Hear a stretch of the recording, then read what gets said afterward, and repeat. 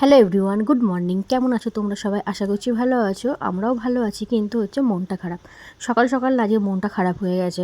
কারণটা কেন তোমাদেরকে বলছি। প্রথমত একটা কারণ রয়েছে যে আজকে হচ্ছে দীঘাতে আমাদের লাস্ট দিন, তো আজকে আমরা বাড়ি চলে যাব, এই জন্য তো মন খারাপ রয়েছে। কিন্তু আরও একটা কারণে মন খারাপ রয়েছে।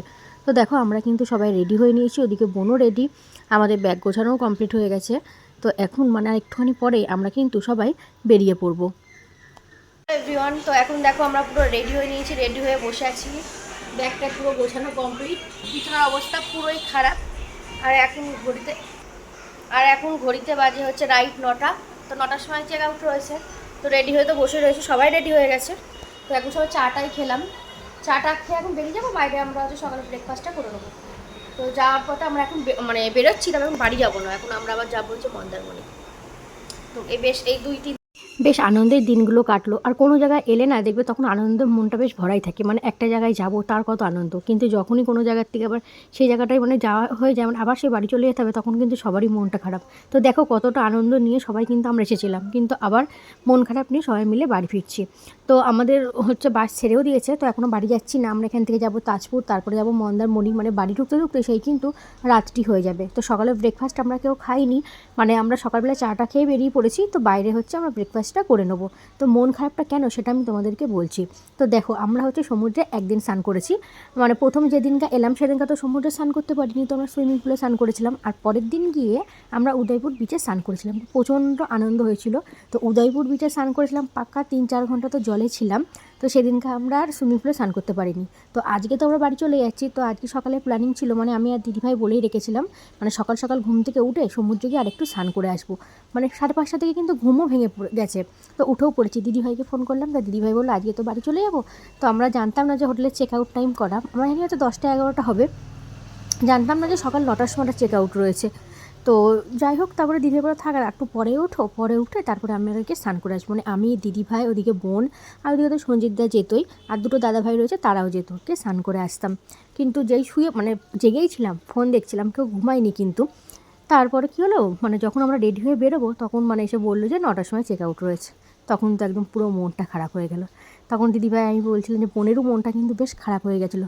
তাই বলছিলো যে যা, তো সকালে উঠেই পড়েছিলাম, জেগেইছিলাম, ফোন দেখছিলাম, ওর থেকে ভালো একটুখানি যদি সমুদ্রে গিয়ে স্নান করে আসতাম। এই নিয়ে না মনটা খারাপ হয়ে গেছে।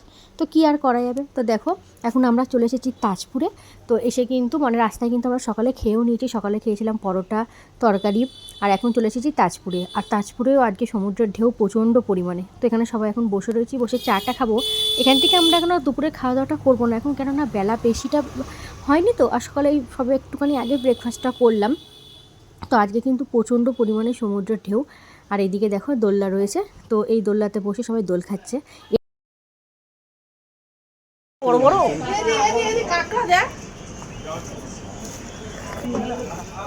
হ্যাঁ, কিছু করে কত বড় ওই কাঁকড়া, 200 টাকা কিলো। কাঁদে থাকাই কাদাই থাকে। আরে হ্যাঁ, সবাই ধরে জলের মধ্যে এখানে ধরছে। দেখেছো কি বড় বড় কাঁকড়া। একটা না বয়স্ক দাদু কাঁকড়াগুলো ধরে এনেছিল। তারপরে এই হোটেলটা যার এখানে যারা বসে খাওয়া দাওয়া করে, যে হোটেলটা যার, ওনাকে তো বিক্রি করছিল। তাই বলে কি 150 টাকা দাম দিয়েছে, ওনার 150 টাকা দামটা নাকি বেশি লাগছে, আরও বলে কম করে। তাই বললাম যে 150 টাকা দাম। তখন ওই হোটেলের মালিকটা আমাকে বলে না, এলো 150 টাকা না, 700 টাকা কিলো, 1 কিলো নাকি 700 টাকা। তো তারপরে তো হোটেলের মালিকটা নেয়নি। তো দাদুটা চলে যাচ্ছিলো। তারপরে সঞ্জিতদা গিয়ে ওই দাদুটার সাথে কথাবার্তা বললো। তো বললো যে হ্যাঁ, 1 কেজির দাম হচ্ছে 150 টাকায় নেবে। তো সঞ্জিতদা না কাঁকড়াগুলো নিয়েছিল। তো তারপরে দেখো আমরা চলে এসেছি মন্দারমণি। আর এখানে এসেছে, দেখতে পাচ্ছ কাকে? হ্যাঁ, এই যে এটা আমার হচ্ছে বরমশাই। ও কিন্তু এসেছে দীঘাতে। এই জন্যই বললাম যে তোমাদের দাদাভাইকে ছাড়া এবার এসেছি হচ্ছে দীঘা। আসলে ও এসেছে কোম্পানি একটা মিটিংয়ে। তো ওদের মিটিংটা ছিল যে দীঘাতে।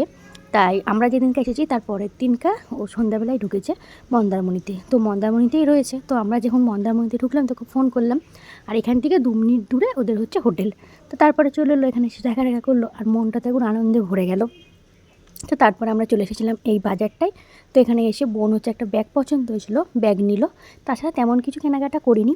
এই যে আমরা যখন ভেবেছিলাম না মন্দারমণিতে একটু স্নান করবো, তারপরে দেখলাম যে না, স্নান করলে না এখন পুরো বালি টালি হয়ে যাবে, স্নান টান করার অসুবিধা। তো তারপরে আমরা একটু পায়ে ভিজিয়ে নিয়েছিলাম। তারপরে কিন্তু খাওয়া দাওয়া করে নিয়েছি। খাওয়া দাওয়া করে আমরা এখানে খেয়েছিলাম ভাত, ডাল, তারপরে হচ্ছে মুরগির মাংস, তারপরে অনেকে কেউ খেয়েছিল পমফ্রেট মাছ, মানে যার যেটা ইচ্ছা সেরকম মানে খাওয়া দাওয়া হয়েছিলো। রান্নাবান্নাগুলো এই দুদিনের থেকে কিন্তু আজকে বেশ ভালো। তারপরে যখন বাসে আসছি উঠবো বলে তখন দেখি চিংড়ি মাছ থেকে কাঁকড়াগুলো না বেরিয়ে গেছে। তো ড্রাইভার বললো 3টে কাঁকড়া নাকি বেরিয়ে গেছে, 2টো তো খুঁজে পেয়েছে কিন্তু আর একটা না খুঁজে পাইনি। এখন তো ভয় লাগছে যদি বাসের মধ্যে লুকিয়ে ঢুকিয়ে থাকে, কি জানি বাবা কামড়ে দেয় কি না। তো অনেকটা রাস্তা কিন্তু পেরিয়ে এসেছি, আর এখন প্রায় রাত্রির মনে হয় 9টা সাড়ে 9টার মতো হয়তো বাজে। তো এখন দিদিভাইরা হচ্ছে নেমে পড়বে, আর দিদিভাইদের বাড়ি হচ্ছে বারুইপুর। তো এখান থেকে সাঁতরাগাছি নেমেছিলো, তারপর এখান থেকে একটা গাড়ি করে দেওয়া হয়েছিল, তারপর এই দিদিভাইরা বাড়ি চলে গেল।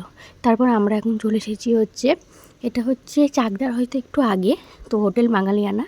তো এখান থেকে আমরা রাতের খাওয়া দাওয়াটা করে তারপরে হচ্ছে বাড়ি যাব। তো রাতে এখন খাবো হচ্ছে রুটি আর তড়কা। তো চলো খেয়ে দিয়ে বাড়ি যাই। আর আজকের ব্লগটা আমি এখানেই শেষ করছি। ব্লগটা কেমন লাগলো অবশ্যই জানিও।